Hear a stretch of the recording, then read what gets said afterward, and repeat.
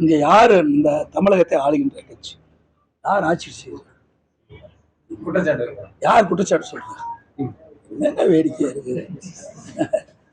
நாங்க சொல்ல பரவாயில்ல. எஸ்ஐஆர் பணி நடக்கக்கூடாது.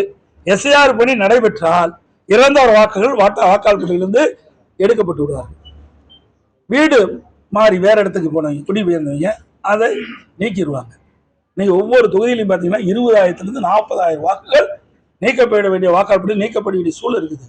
இதையெல்லாம் இருந்தால் தான் இந்த வாக்காளர்களை பயன்படுத்தி இறந்தவர்களெல்லாம் தேர்தல் நேரத்தில் உயிர் பெற்று வந்து ஓட்டு போடக்கூடிய சூழ்நிலை இருக்கோ. அது திமுக கைவந்த கலை. அதனாலதான் துடிக்கிறாங்க. எஸ்ஐஆர் வரக்கூடாது, எஸ்ஐஆர் வரக்கூடாதுங்கிறாங்க. எஸ்ஐஆர்ல என்ன பிரச்சனை இருக்குது? நீங்க தான் ஆளுங்கட்சி, நீங்க போட்ட மாவட்ட ஆட்சித்தலைவர் தான் இப்போ ஆட்சி இருக்காங்க. அவர் தான் இந்த பொறுப்பெடுத்து செயல்படுத்தி கொண்டிருக்கிறாங்க. இங்க இருக்கிற அரசு அலுவலர்கள் தான் இன்னைக்கு பிஎல்ஓ நியமிக்கப்பட்டிருக்குது. இத்தனையும் சொல்லிட்டு திமுக காரன் தான் வீடு வீடா நின்றுட்டு கவனிச்சிட்டு இருக்கிறான். நாங்க தாங்க அதை சொல்ல வேணும். இந்த திமுக அரசாங்கம் வேணுமென்றே திட்டமிட்டு இன்றைக்கு இந்த அதிகாரிகளை பயன்படுத்தி பிஎல்ஓவை பயன்படுத்தி கட்டுக்கட்டா அந்த படிவத்தை கொடுத்துட்டு இருக்கிறாங்க.